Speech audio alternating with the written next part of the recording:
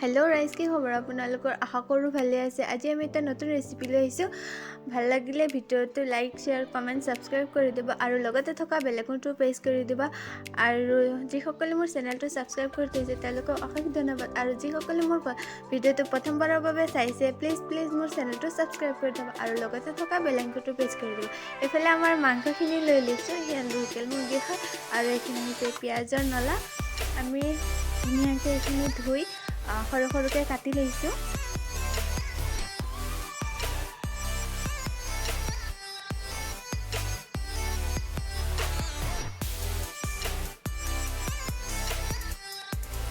পিয়াজৰ নলাখিনি আমাৰ কাটা হৈ গৈছে।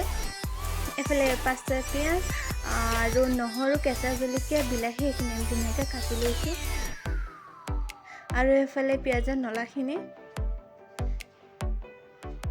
আৰু এফালে আমাৰ আদাখিনি আৰু এফালে আমি কেৰাহীটো বহাই দি তেল দি দিছো।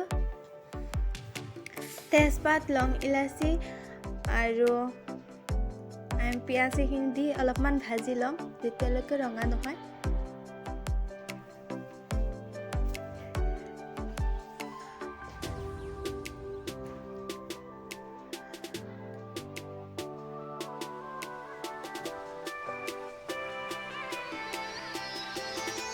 আমি অলপ নহৰু তেলত দি দিছো।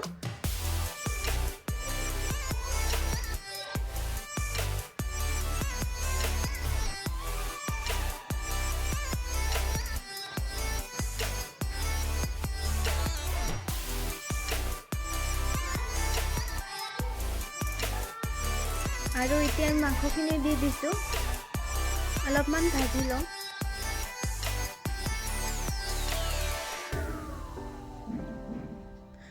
2 মিনিট মান ভাজাৰ পিছত আমি দি দিছো নিমখ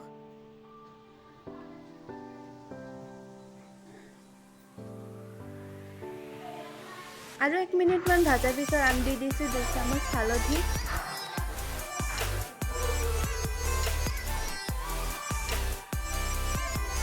আৰু দি দিম 2 চামুচ জলকীয়াৰ গুড়ি। এইখিনি দি ধুনীয়াকৈ আকৌ আমি ভাজি ল'ম 2 মিনিটৰ কাৰণে। আকৌ দি দিছো আমি এতিয়া জালুকৰ গুড়ি আৰু জিৰাৰ গুড়ি। এইখিনি ধুনীয়াকৈ আমি এতিয়া ভাজি ল'ম।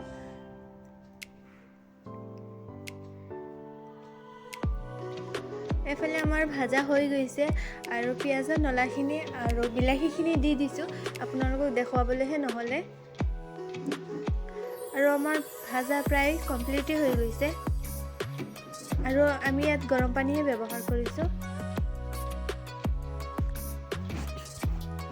আপোনালোকে ঘৰত বনাই এনে খাবচোন, বহুত টেষ্টি হয়। ৰুটি বা ভাতৰ লগতো আপোনালোকে খাব পাৰিব। আৰু আমাৰ ভিডিওটো চাই যদি ভাল লাগিছে like share comment and subscribe কৰি দিব আৰু লগতে থকা বেল আইকনটো প্ৰেছ কৰি দিব। আৰু এইফালে মই দি দিছো পুদিনাৰ পাত আৰু দি দিছো ধনিয়াৰ পাত অলপ।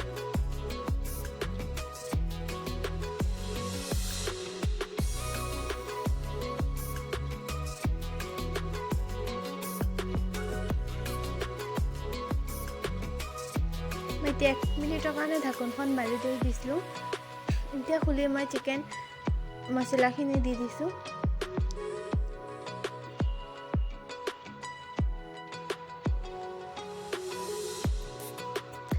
আমি চিকেন মছলাখিনি দিয়াৰ পিছত অলপমান ঢাকি থৈ দিম। তাৰপিছত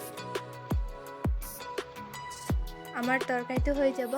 আপোনাৰ ভিডিওটো চাই কেনেকৈ পালে কমেণ্টত জনাবচোন। আজিলৈ ইমানটা সামৰিছোঁ। Bye bye.